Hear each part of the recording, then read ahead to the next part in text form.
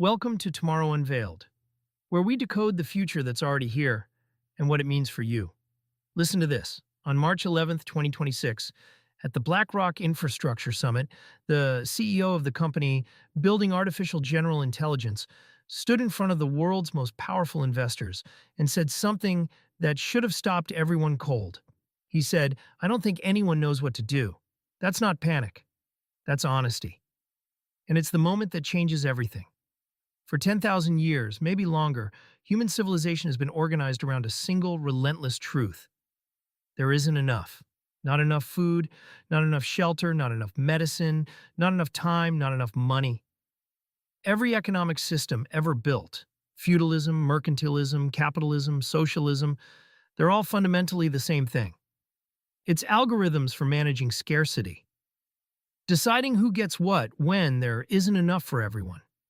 But in 2026, we're approaching something that no economic system in history has ever had to manage: abundance. And the person building the technology that's making it possible just admitted he doesn't know how. Today, we're going to talk about what happens when the scarcity machine breaks, what we're leaving behind, what we're building next, and why the design challenge we're facing might be the most important one humanity has ever encountered. Every economic system in human history has been a scarcity management algorithm. That's not an accident. That's the entire point. When there's not enough to go around, you need a system for deciding who gets what. And that system doesn't just allocate resources. It allocates power. Here's the thing that most people don't think about. The leverage workers have held over employers for centuries came from one source. Their labor was scarce and valuable. If you needed something done, you had to hire someone. And because that someone was hard to replace, they had negotiating power. They could demand better wages, better conditions, better treatment. But something happened in 1973 that changed everything. Before that year, productivity and wages grew together. Companies made more stuff, workers earned more money. It was a neat equation. Then the line broke. Productivity kept climbing. Computerization accelerated it. Automation increased it. But wages? They flatlined, they stagnated. And the gap between what workers produced and what they were paid for producing, that gap turned into a river of money flowing somewhere else. A 2018 study calculated that because of inequality growth, $50 trillion that would have flowed to the bottom 90% as wages flowed mostly to the top 1%. By 2025, that number had grown to $79 trillion. $79 trillion. That's not a rounding error. That's the scarcity machine working exactly as designed, allocating both resources and power away from labor. And now, the machine is breaking. Because when a GPU can outwork a human at cognitive tasks, that scarcity of labor doesn't exist anymore. The leverage evaporates. What replaces it hasn't been designed yet. Here's a phrase you're going to hear more and more: intelligence too cheap to meter. Sam Altman said it plainly: AI will be massively deflationary. Think about what that means. Right now, if you need to build a complex software system, you need a team of engineers. You're paying for their salaries, their benefits, their time. It takes months. It costs millions.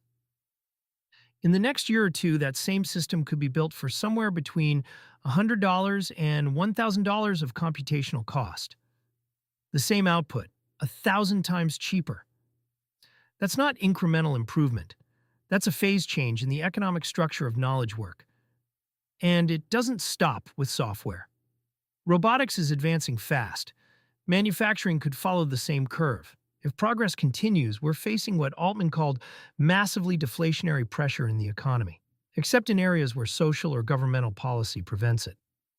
Here's where it gets weird.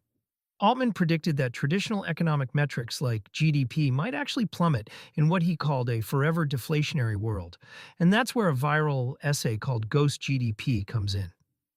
The idea is simple. GDP was designed to measure industrial output. It was built to count the cost of things. When intelligence costs nothing, when a task that used to cost $1 million costs 1,000, GDP tells you the economy is shrinking, even though actual human welfare is improving. It's like using a thermometer to measure happiness. The instrument was never built for the job, so when the job changes, the instrument breaks. And that's what's about to happen to how we measure economic health. Let me tell you about a finding that should change how you think about AI displacement. Stanford's 2026 AI Index came out a few weeks ago, and it found something that cuts against every prediction the models made. Unemployment among workers least exposed to AI has risen more than unemployment among workers most exposed to AI. Wait, let that sink in. Entry-level jobs in software development and customer support have declined, while mid-career and senior positions have held steady or increased. The displacement isn't happening the way anyone predicted. It's not a wave that hits everyone equally. It's hollowing out the bottom of the career ladder while experienced workers who adapt to AI tools retain their value. That's not reassuring. But it's more specific than AI will take all jobs. And more specific means more actionable. It means we can actually design policy around what's happening, not around what we feared would happen. A Gallup survey in February 2026 found that employees who use AI frequently say it improves their productivity. But evidence that AI has fundamentally changed how work gets done across organizations remains more limited. People are adapting. The transition is real. But it's not the apocalypse scenario. It's something harder to solve, actually. It's the scenario where opportunity gets concentrated at the top while the bottom gets hollowed out. It's a distribution problem, not a disappearance problem. And distribution problems are solvable if we decide to solve them. Do me a favor real quick. If you're enjoying this breakdown of what's actually happening, hit that subscribe button and turn on notifications so you don't miss the next episode. We're covering the future nobody's paying attention to yet, and you'll want to stay tuned. On April 17, 2026, Elon Musk posted something on X that triggered immediate debate. He said, "Universal high income via checks issued by the federal government is the best way to deal with unemployment caused by AI. Not UBI, universal basic income, which is modest. Universal high income, materially larger. Economy-wide cash transfers." Andrew Yang endorsed it. Economists immediately pushed back. The basic math doesn't add up, they said. The fiscal cost is impossible. The inflationary dynamics would be catastrophic. Housing competition effects would be devastating. But here's what's important. The debate isn't whether income support will be necessary. The debate is whether the fiscal architecture of the 20th century can actually pay for the social contract the 21st century requires. Now, here's the thing about universal income that most people miss. It's not really about consumption. It's about power. Scott Santens describes it this way. It's the power to say no and the freedom to say yes. The power to say no means you can refuse exploitative or degrading work because basic survival isn't at stake. This changes the fundamental nature of employment. If work is voluntary only when you're desperate enough to starve, it's not really voluntary. But if you have a floor, a guaranteed income, then employers actually have to attract you. They have to make the job worth your time. They have to compete for your labor. The freedom to say yes means you can pursue meaningful work that might not pay well. You can volunteer in your communities. You can develop creative talents. Right now, when you look at jobs that are more meaningful or volunteer opportunities, you have to be able to afford to do them. Most people can't. It's the same negotiating table, but the person on one side has a way out. That changes everything about what gets built. In 1930, an economist named John Maynard Keynes wrote an essay called Economic Possibilities for Our Grandchildren. He predicted that by 2030, humanity would have solved the economic problem. The fundamental challenge of scarcity would be overcome. His grandchildren, who would be alive around now, would work 15-hour weeks. They'd have leisure abundant. They'd figure out how to use their time well. He was right about the technology.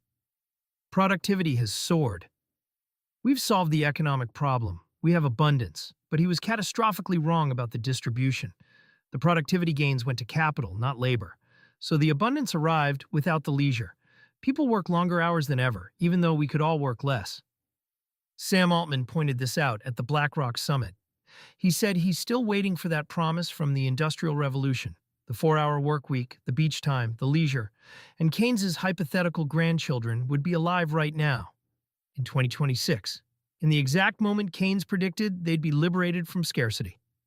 The question in 2026 is whether we correct that distribution error before the next wave of automation makes it permanent. Because Keynes was right about the destination. He was just wrong about whether we'd actually get to enjoy it. There's a fear lurking under all of this. If machines can do the work, what's the point of humans? It's the question that keeps people up at night. And it's the wrong question. Work in the economic sense is labor, the production of goods and services for survival and exchange. But work in the human sense? That's something deeper. It's creation. It's contribution. It's the feeling that you've done something that matters, that you've made something better, that you've helped someone. A world where machines do the economic labor doesn't have to be a world where humans are obsolete. It can be a world where humans are finally free to do the work that actually matters, the work that gives life meaning. Demis Hassabis of Google DeepMind told Fortune that AI abundance will lead to a kind of new renaissance, a period where human creativity, via art, science, and connection flourish, because people aren't grinding for survival. But he also acknowledged there will be a shakeout over the next 10 years en route to it. The transition will be painful. There's no way around that. Altman said it plainly. The next few years will be a painful adjustment. But the destination, if we govern the transition well, is the most expansive moment for human creativity and potential in history. That's not utopian. That's just asking, what does a world actually look like when intelligence is free, people aren't fighting to survive, and time is abundant? That's design thinking. It's not about whether the destination exists. It's about whether we build the bridge from here to there deliberately, equitably, and fast enough. Zoom out for a second. What are we actually trying to solve here? We're trying to design a world where intelligence is abundant and distributed, where people aren't fighting for survival, where time is abundant, where the fundamental limiters on human progress, intelligence, and the ability to make ideas happen are no longer scarce. Sam Altman described it in his own essay. With abundant intelligence and energy and good governance, we can theoretically have anything else. The intelligence part is coming. The energy part is coming. But the governance part, the social architecture, the way we organize society when work isn't the organizing principle, that's unassigned. That's not a failure of imagination. That's a failure of assignment. The most important design problem in human history is currently unowned. No one's been asked to solve it. No one's been given the resources to solve it. And we're running out of time. The Renaissance Hassabis mentioned that period of flourishing before the shakeout. That window is maybe 5 to 10 years. If we don't design what comes after work in that window, the shakeout won't lead to a renaissance. It'll lead to something much darker. How do you organize a society where work isn't the organizing principle, where income isn't tied to labor, where status and identity and purpose aren't tied to what you do for money? These are design questions. They're not economic questions. They're not political questions. They're architectural, and they have to be answered before the abundance arrives, because abundance, without a design to manage it, just means chaos. If you're watching on YouTube, there's a hype button right below the video on mobile. Smashing that really helps smaller channels like ours get discovered. Here's something most people don't think about. We've been trained our entire lives to manage scarcity, to stretch resources, to make do, to be efficient, to waste nothing. It's in our DNA. It's how we survived. But managing abundance is a completely different skill, and almost nobody has it. When you have too much of something, the instinct isn't to share it, it's to hoard it. Because you're wired by 10,000 years of scarcity to believe that if you give something away, you'll need it later and it won't be there. But when intelligence is abundant, when you can generate infinite solutions to problems, when you can automate infinite tasks, when the cost of computation approaches zero, hoarding doesn't make sense. Sharing doesn't cost you anything. In fact, the more you share, the more value you create. Our institutions are built on scarcity thinking. Our psychology is built on it. Our economic systems are built on it. And we're about to transition to a world where that entire foundation is obsolete. The question isn't whether we'll have enough. The question is, how do we think about having too much? How do we distribute it? How do we prevent it from concentrating in the hands of whoever controls the infrastructure, These are design questions, and they're urgent because the transition window is closing. The shakeout is starting. And if we don't have the answers ready, the abundance will just make the inequality worse. There's a constructive frame for all of this. It's not utopia, it's not dystopia. It's a bridge. On one side of the bridge is the current economy, jobs, wages, scarcity-based organization. On the other side is the abundance economy, human creativity liberated, leisure abundant, purpose beyond labor. And we're building the bridge right now. Workers are coming from both sides, meeting in the middle. The shakeout is the construction phase. It's messy, it's painful, people fall. But the Renaissance is visible on the far bank. It's not a fantasy, it's the logical destination if we govern the transition right. Altman said it, intelligence and energy, ideas and the ability to make ideas happen, are going to become wildly abundant. These have been the fundamental limiters on human progress for a long time.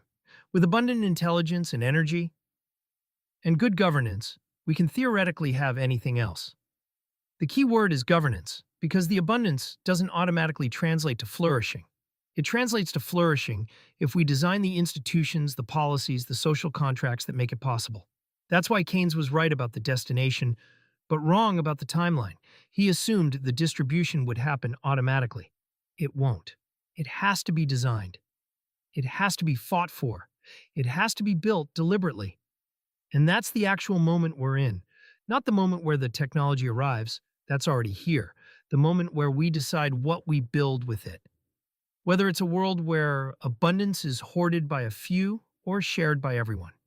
Whether it's a renaissance or a catastrophe. Whether it's both, with different outcomes for different people. That's the design challenge, and it's ours to solve. Thanks for listening to Tomorrow Unveiled. The future we're building isn't written yet. What we build next is up to us.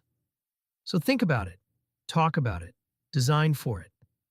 And come back next time for more of the stories that'll shape tomorrow. Until then, stay curious. Let the future